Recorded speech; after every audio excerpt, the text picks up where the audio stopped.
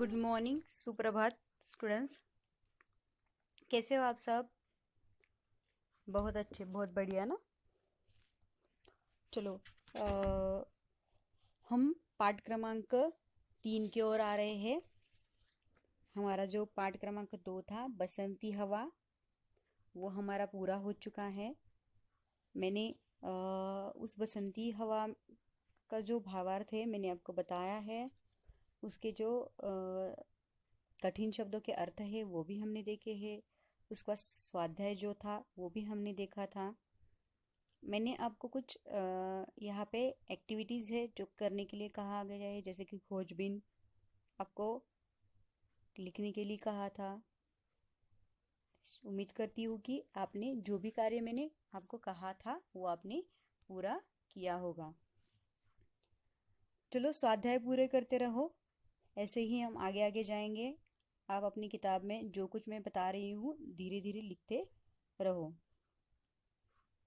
चलो आगे हम हमारे पाठ की ओर चलते हैं। हमारे पाठ का नाम है उपहार। उपहार आपको पता है उपहार किसे कहते हैं? मैं आपको उसका भी अर्थ लिख के दे दूंगी। सबसे पहले देखो क्या लिखा है। प्रस्तुत कहानी में बताया गया है कि लक्ष्य प्राप्ति के लिए रुचि और लगन आवश्यक है। मतलब अगर आपको कुछ पाना है तो उसके लिए आपको पहले रुचि और लगन होनी चाहिए, तभी आपको आपका जो लक्ष्य है वो आप प्राप्त कर सकते हैं। उसके नीचे कुछ नाम दिए गए हैं। चित्र पहचान कर उनके नाम लिखो। तो नीचे आप चित्र देख रहे हो, उस चित्र में आपको क्या दिखाई दे रहा है वहाँ पे उसका नाम आपको बताना है। बताइए पहला वाला चित्र कौन सा है? वेरी गुड, बहुत अच्छे। पहला चित्र है घर। ये आप सबको लिखना है। पहले चित्र का नाम है घर। दूसरे चित्र का नाम बताइए। आपके सामने कुछ एक बॉक्स में चित्र आपको दिखाई दे रहे हैं। चित्र पहचान कर आपको क्या करना है, उनके शब्द पहचान चित्र पहचान कर शब्द लिखना है आपको। ये तो उनके नाम लिखो ऐसा है। वहाँ पे गलती से इसमें यहाँ पे कुछ अलग लिखा हुआ है, लेकिन हमारी किताब में चित्र पहचान कर उनके नाम लिखो ऐसा कहा गया है। पहला चित्र है घर। दूसरा कौन सा है बच्चों, बताओ तो जरा। वेरी गुड, बहुत अच्छे। नदी। पहला है घर, दूसरा है नदी। बहुत बढ़िया, बहुत अच्छा। तीसरे चित्र का नाम बताइए।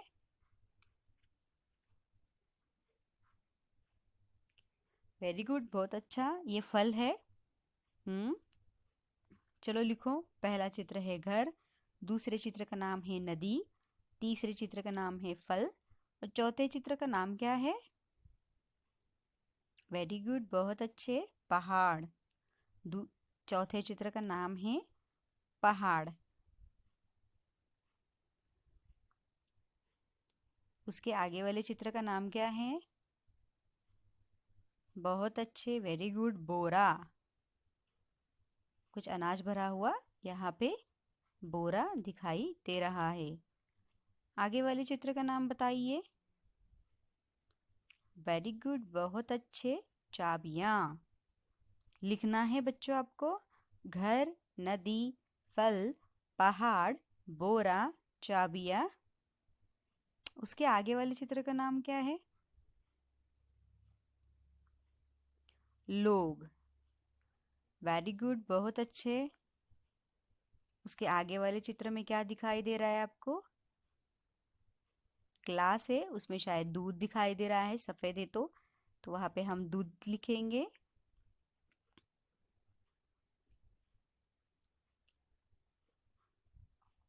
और नेक्स्ट चित्र में आपको क्या दिखाई दे रहा है? बूढ़ा। बहुत अच्छे, बराबर बताया आपने। आगे वाले चित्र में लिखा है बूढ़ा। उसके आगे वाले चित्र में लिखा है मिठाई। वेरी गुड, बहुत अच्छे। आगे वाला चित्र में लिखा है मिठाई। देखो मैं आपको ये चित्रों के नाम वापिस दोहराती हूँ। पहला वाला चित्र है घर, दूसरा है नदी, तीसरा है फल, चौथा है पहाड़, पांचवा है बोरा, छठा है चाबियाँ, सातवां है लोग, आठवां है दूध, नौवां है बूढ़ा और 10 है मिठाई।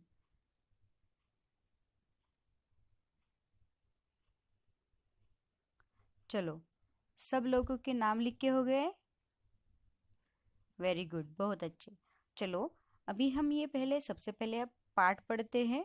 उसके बाद यहाँ में जो कठिन शब्द है, जो मुहावरे हैं, मैं उनके अर्थ आपको बताती हूँ। सबसे पहले हम पाठ पढ़ेंगे। ध्यान से सुनिए, शब्दों का उच्चारण ठीक से सुनिए।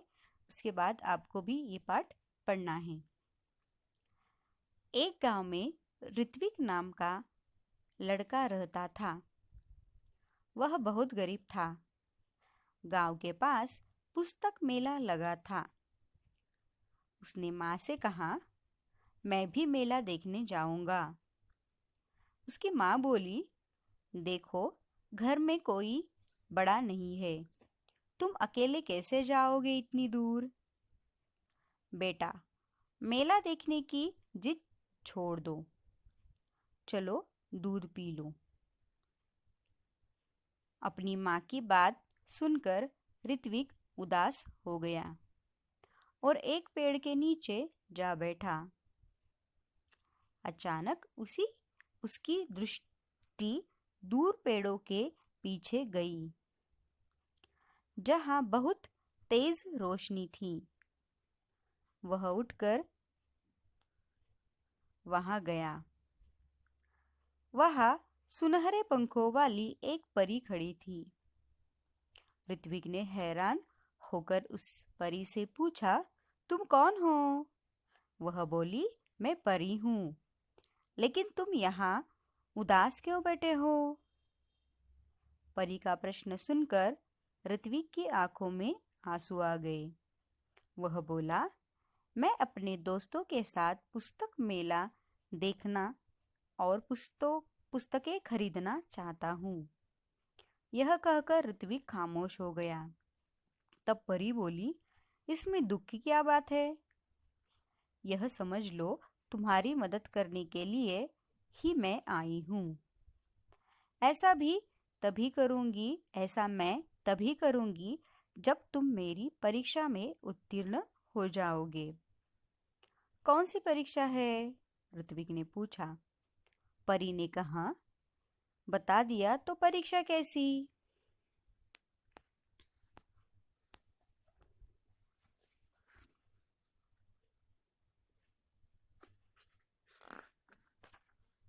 ठीक है, ऐसा कहकर ऋत्विक वहां से चला गया। अभी वह कुछ दूर ही गया था कि उसे रास्ते में गिरी हुई एक पोटली मिली।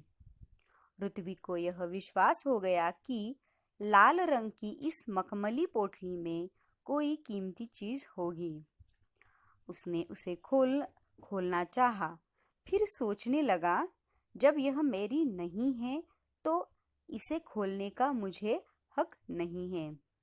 ऋत्विक ने पोटली नहीं खोली। तभी किसी की आवाज उसके कानों में पड़ी, बेटा, मेरी पोटली गिर गई है रास्ते में, क्या तुमने देखी है? ऋत्विक ने पूछा। किस रंग की थी? लाल रंग की, राहगीर ने बताया। और कोई पहचान बताओ? ऋत्विक ने राहगीर से कहा। उस पर एक परी का सुनहरा रंग में चित्र बना है, राहगीर का जवाब था। ऋत्विक ने अपनी थैली से जब वह पोटली निकाली तो उस पर छपा परी का चित्र चमकने लगा। ऋत्विक ने वह पोटली राहगीर को दे दी। सुबह उठकर वह वहीं पहुंचा जहां उसे परी मिली थी। देखा तो वहां कोई नहीं था। मैं बैठ गया। उसकी आंखों के सामने वही लाल रंग की पोटली दिखाई देने लगी। तभी तेज प्रकाश फैला, सामने परी खड़ी थी। परी के दोनों हाथ पीछे थे। परी ने पूछा, कैसे हो? ठीक हूँ, ऋत्विक ने जवाब दिया। तभी परी ने कहा, अपनी आंखें बंद करो, मैं तुम्हें इनाम दूंगी। किस बात का? ऋत्विक ने पूछा। तुम उत्तीर्ण हो गए इसलिए, परी बोली। परी की बात ऋत्विक की समझ में नहीं आ रही थी। उसने आंखें बंद कर ली। परी ने उसके हाथों में एक मखमली थैली पकड़ा दी। ऋत्विक ने देखा तो हैरान रह गया। यह तो वही पोटली थी जो उसने राहगीर को दी थी। परी ने कहा, कल मैंने ही तुम्हारी ईमानदारी की परीक्षा ली थी। वह राहगीर भी मैं ही थी, इसलिए मैं तुम्हें यह इनाम दे रही हूँ। परी ने ऋत्विक को समझाया, ईमानदारी व्यक्ति के जीवन में किसी वस्तु की कमी नहीं होती। जाओ, अब तुम्हें मनचाही वस्तु मिलेगी। ऋत्विक के पास शब्द नहीं थे जिनसे वह परी को धन्यवाद देता। खुशी से उसकी आंखें भर आई। लाल मखमली पोटली ऋत्विक ने अपनी माँ को दी। उसकी समझ में यह नहीं आया कि उसका बेटा उसे क्या दे रहा है। जब माँ वहाँ पोटली खोलने लगी, तब पोटली कई गुना बड़ी हो गई। उसमें सुंदर सुंदर पुस्तकें बाहर निकल आई। पुस्तकों का ढेर देखकर माँ चकित रह गई। माँ के पूछने पर ऋत्विक ने सब कुछ बता दिया। अब ऋत्विक ने मित्रों के लिए अपनी बहन कृतिका की सहायता से पुस्तकालय खोला। वहाँ सभी बच्चे आकर अपनी मनपसंद पुस्तकें पढ़ने लगे। उसको पूरा गांव पुस्तक मित्र के नाम से जानने लगा। ऋत्विक ने पुस्तकालय को ही अपने जीवन का ध्येय बना लिया।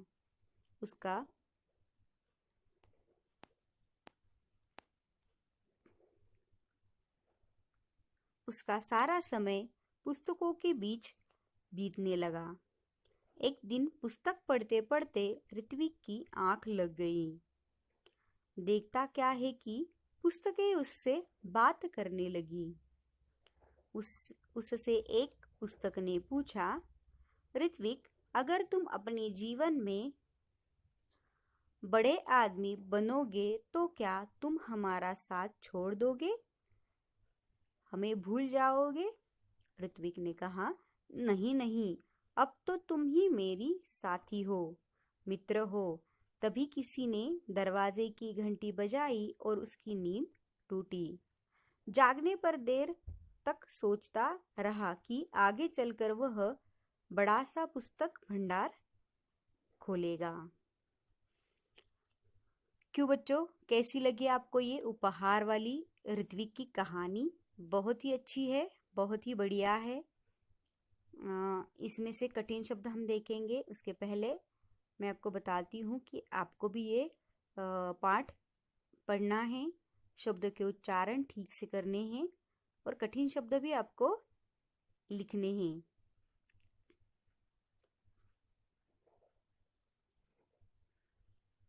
चलो जल्दी से ये पाठ जो है मौन वाचन उसका करो। उसके बाद हम इसमें जो कठिन शब्द है उनको देखेंगे। उनके जो भी कुछ अर्थ है मैं आपको बताऊंगी। आपको उसके अर्थ लिखने हैं। चलो ध्यान से पढ़ो।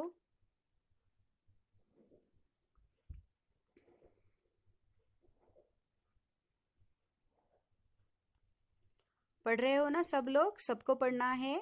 मैं रुकी हूँ आपके लिए। आप सब पढ़ रहे हो इसलिए मैं रुक गई हूँ। उसके बाद मैं आपको कठिन शब्द बताती हूँ ताकि आपको उन कठिन शब्दों के अर्थ लिखने हैं।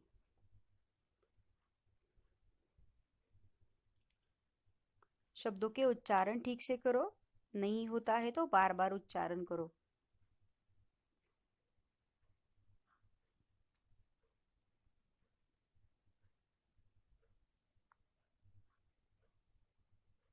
बहुत ही अच्छी कहानी है।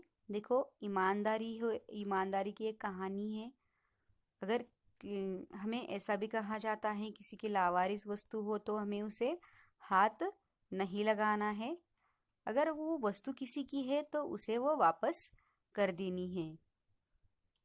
कौन सी भी वस्तु रास्ते में अगर आपको मिल जाए तो वो वस्तु आप अपनी समझकर उसे ना तो खोले और ना ही उस चीजों को आप अपने पास रखें। ईमानदारी का फल देखो कितना अच्छा है। उसे किताबें चाहिए थी और कितनी ढेर सारी किताबें मिल गई कि उसने अपना किताबों से पुस्तकालय ग्रंथालय ही खोल दिया है यहाँ पे।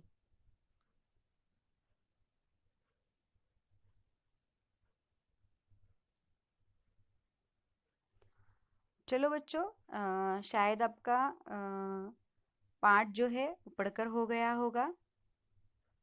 अभी आपको पेन लेना है, ऊपर आपका किताब में आपके हमारे पाठ का नाम लिखना है उपहार, और उसके बाद जो है शब्द वाटिका, जो हमारे पुस्तक के पेज क्रमांक पृष्ठ क्रमांक 9 पर दिए है। जैसे कि शब्द वाटिका, इसमें जो कठिन शब्द है उनके अर्थ मैं आपको यहाँ पे बताती हूँ। चलो लिखो।